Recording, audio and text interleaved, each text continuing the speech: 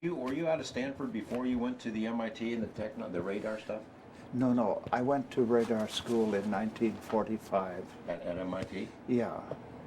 And I had gone to pre-radar at Bowdoin College in Brunswick, Maine. And before that, I was in midshipman school in New York on the Prairie State. And before that, I was at University of California, where we did some physics. But everybody was very touchy at Berkeley in those days. That was in 1944, 45. Because the whole thing was starting to cook. But Meaning the bomb.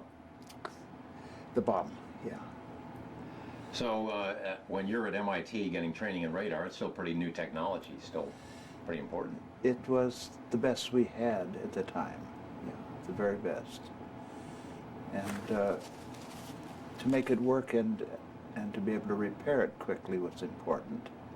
But it was getting a little bit sophisticated. The big trouble was getting magnetrons, which we have in every microwave oven now for about $5. They cost $5 million in those days. They were tricky. So how'd you end up in Wendover?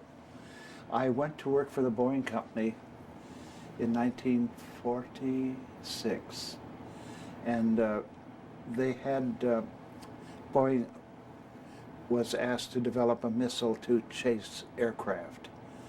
And so it was called the Gapa project. We were going to build a missile, and when I say we, I had not much to do with aerodynamics at all. That's a whole art, but these were rockets.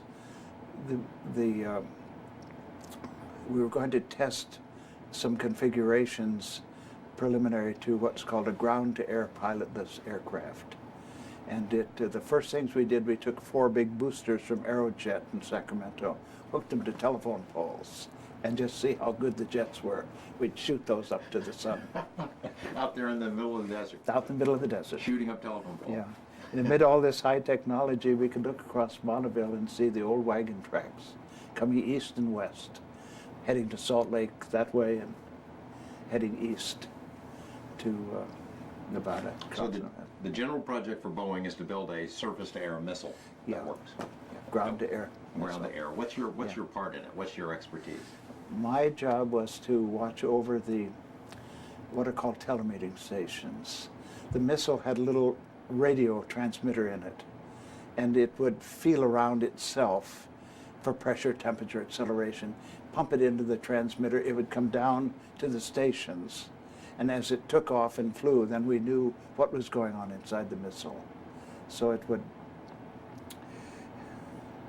was old-fashioned radio, but we were pushing, they called it frequency in those days, they called it hertz. We were at 460 megahertz, excuse me. And our IF strip was 30 megacycles. So we were sort of advanced in a way in trying to do what the Germans had done at Peenemünde. Well, this is this is cutting edge stuff you're talking about at the time. Well, it was secret anyway. So, How secret? I'm still a little touched. I'll tell you how secret it was.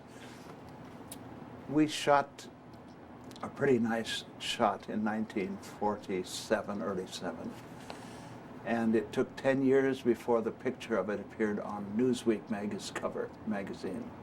So that's the delay. So the public saw this thing and thought, boy, look what we're doing today. It was 10 years ago we did it. So it was kept pretty well secret. Meanwhile, von Braun and the boys, Ernst Stuhlinger, out of Peenemünde, went down to White Sands, New Mexico. And there they started their rocket program, because von Braun, as you know, had done the V2 and the V1 and all that stuff. We went from this site in Wendover down to Alamogordo, New Mexico. And we then worked at Holloman Air Force Base and got serious about firing. And we also had to fuel the thing. So we had fueled it on, for a pint of kerosene, we could shoot it out about 6 miles. But it would take a little more for a real chase. Here you are in Wendover. Now you got the air base itself and all the stuff that had been going on there. And of course, Enola Gay had been based there, and we'll talk about that more in a minute. But you folks are separate, right? You're way out in the desert. We were, yes, we're separate from the Air Force, but we had many friends among the boys. And they assisted us by flying over us at 600 miles an hour and trying to see if we were awake. Well, I mean, was But it? we lived on the air base. That's how secret it was. And then we had a special hangar. Within the hangar were all sorts of magic German captured equipment, the IR stuff with names like Wasserfall and Peenemünde and all kinds of documents. It's highly classified at the time. So in other words, the stuff that had been at Peenemünde with the German scientists. Some of the German developed, all that stuff was laying in the hangar there. Did you get to hands-on with that stuff? We sure did. And We sure did. fun? Oh yeah, I mean, we'd gotten a lot of, we had the best that America knew about in the radar program. Fast circuitry, the best tubes, new sources of radiation and so forth. And so we were all pretty much electronically inspired people. We loved electronics and we liked to know what's going on. And of course, we had only a secretary watching the equipment, and we assured her that we were all right, so we went and looked at everything. Very secret stuff from Germany, the most advanced stuff the Germans had. The IR, of course, is a main foundation for the things that we do now. That is to detect, as you know, the recent IR stuff, they can watch us from out there. We're a little warmer, so they can see us. And as you know, night vision, all that stuff. And the Germans developed that as they had started to really push on the jet and things like that. Those guys were smart. How far ahead of us were they? I would guess about 5 years. We got von Braun, you know. And so they more or less took over the V2, all that technology, and the V2 worked because they shot it over Britain and so forth. So that was the mission, was to develop something to kill V2s. It's like the same mission today that Mr. President Bush is interested in. And they still haven't quite got it down. Well, this last thing that they did, as you know, was a little bit fixed. But we used to shoot a missile. If a colonel came to town to check on his funding people, we would, I disagreed, I objected, but we would fire a missile. It cost about $50,000 to shoot one of these things. So we'd do it so the colonel was happy. Now you're Boeing, you're civilian up there, but you're under some severe restrictions? Yeah, we had secret clearance. What did they tell you about what you could do and who you could talk to and how secret you had to be about what you were doing? Well, we were under the highest clearance at MIT, and I did not at that time have Q clearance, but I had top secret from the radar work. So I knew, instinctively, although you have to be careful.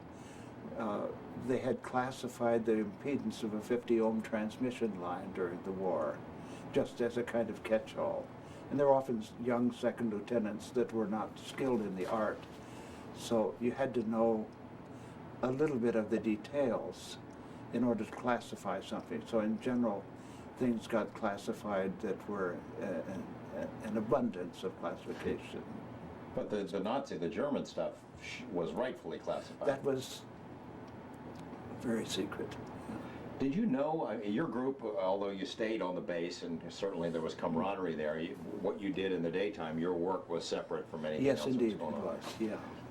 Were you familiar with what had gone on at the base, that Enola Gay had been there, and was that pretty much? At that time, I didn't know about the Enola Gay. You told me about that something 20 years later. We didn't know, although we knew something big had been going on there, and you could tell by the way the boys behaved. Occasionally I'd bring one of the pilots over. I felt very sorry for him because his wife was chasing around. I wanted his wife and him to come over and teach him morality. When they told you you're going to Wendover and you first see this place in the middle of nowhere, what do you think to yourself? I was delighted. The air was so good, and I immediately felt lighter and could breathe better. In Seattle, it's very humid, and so it was a pleasure to be in the desert. I always liked the desert. Even though it's seemingly the middle of nowhere and you're cut off from the rest of the world? Well, it had the big hotel there, and the food was good, and then the base, never lost space, and the tourists would come in and out. So we quickly adjusted to the privations. So there was like 20,000 people at some point there. Is that when you were there? About 20,000? No, it was much reduced by the time we got there. And with the camaraderie, the men who were, the people who were stationed there, what was it like getting along? There was no trouble in that respect. They were a little miffed in some way. We simply ignored it because we had the run of the base, and they were a special group. These were people that were getting essential R&R. Some were medically deposited there, and they were, as I say, boys turning, or they were men. In the war, they had to be men, turning into boys again. And it was, they tried hard to drink away the pains that they felt. And it was, one could call them misfits or lost souls or whatever, but they were just guys that had given a lot during the war. And this was a special place, I think, in that respect, that it was a place they could go and not stick out too much. Looking back on it, you said that there is a plaque out there somewhere that, Yes. you, Said we were the first. We didn't say it in German, das Erste. We said we were the first. no, probably not good politics to do that. Looking back on it, though, what the contribution was, can you see that there was something really solid and meaningful that you did with the work out there in the middle of nowhere? I think so, and we took that with us, that feeling with us, when we went to Holloman Air Force Base in Alamogordo. For various reasons went down there. We had a very strict competition going on between the Northrop Aircraft Corporation and Boeing, and so we felt that we owed it to everything to make the darn missiles work the way they were advertising them. To get money, you have to advertise a lot, and then when it comes to doing the work, it's often very hard to keep the promises that the money people use to get the properties. What I mean, and looking at where technology is now, can you say, hey, we got X, we got this technology on its feet and got it started because of the work we did out there? I know, I would give the Germans credit for IR. We simply, the discoveries of the various kinds of radiation that come from atoms, is pretty much all the good stuff was done by 1926, 1930 by Werner Heisenberg and Paul Adrian Maurice Dirac, who founded quantum electrodynamics and so forth. We were technical people, we were engineering, and there's much work to be done, and a good engineer is a wonder to behold. They're very important, and I think we helped get the thing rolling along.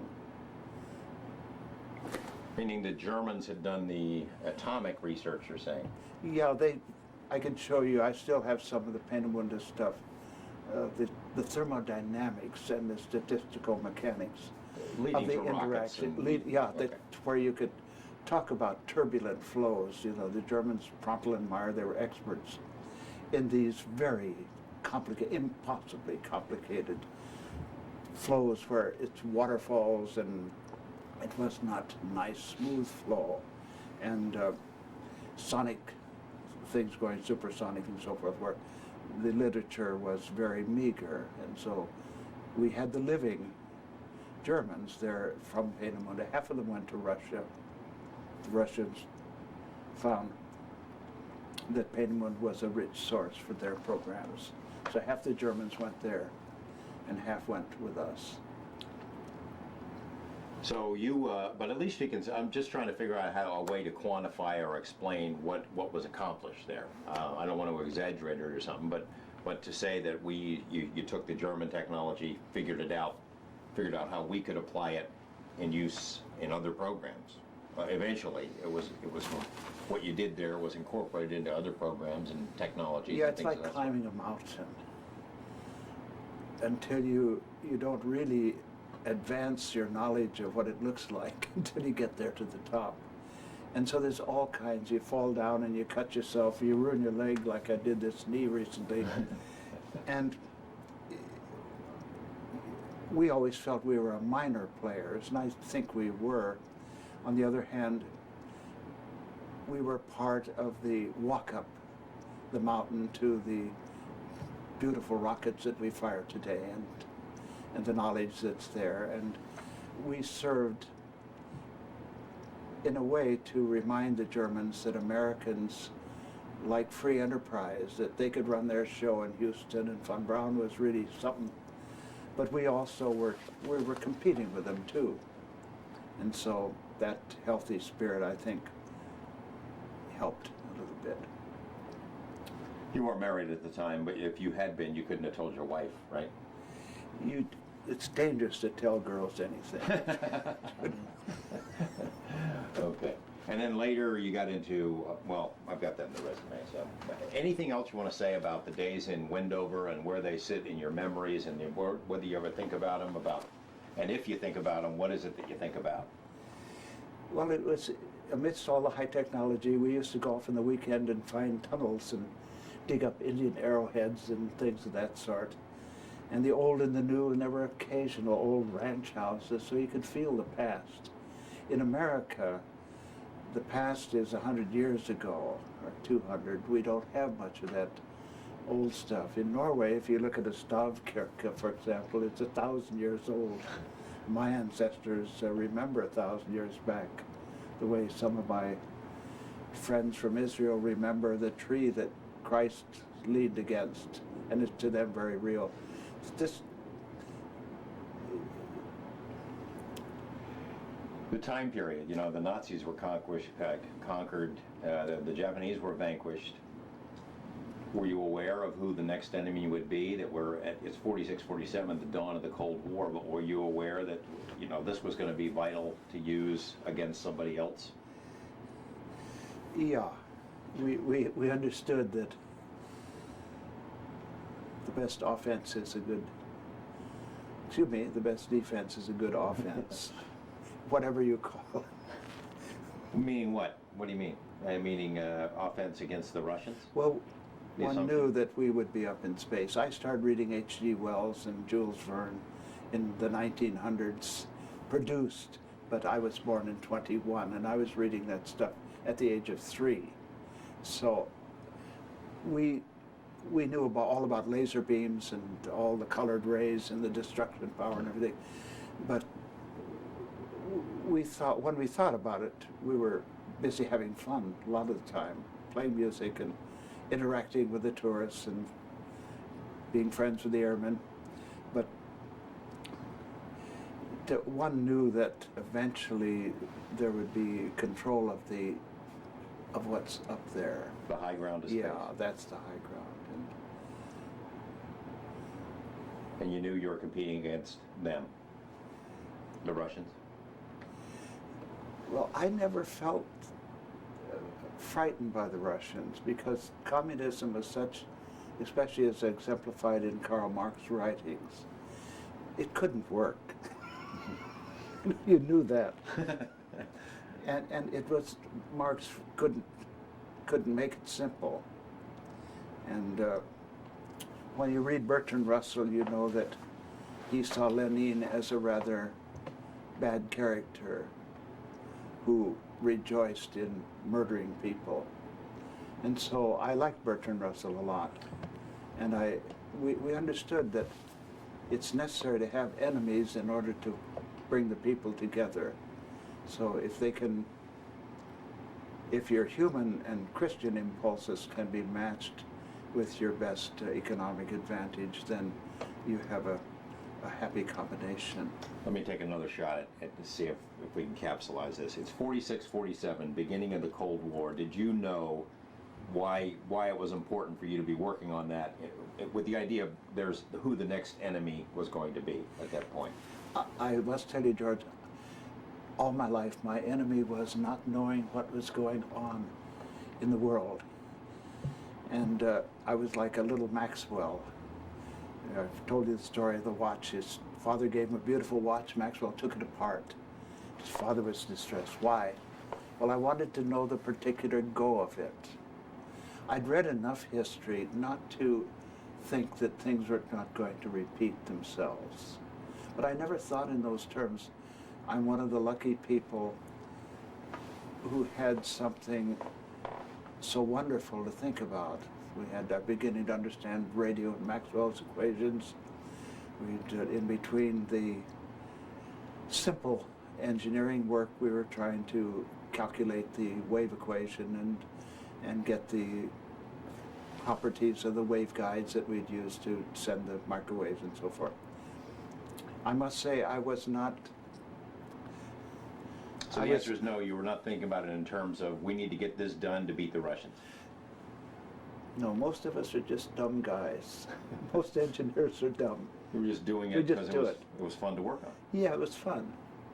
And those who benefit from Cold Wars are still alive and well among us. But I don't deal with them. Einstein used to say, I live in that world which, in that solitude which is painful in the young, but delicious in the years of maturity. I was lucky enough to have my own technical solitude. And so that my heroes were not Ulysses S. Grant, although I admire him for certain things. My heroes were people who had done the things I liked to do. It's always very personal.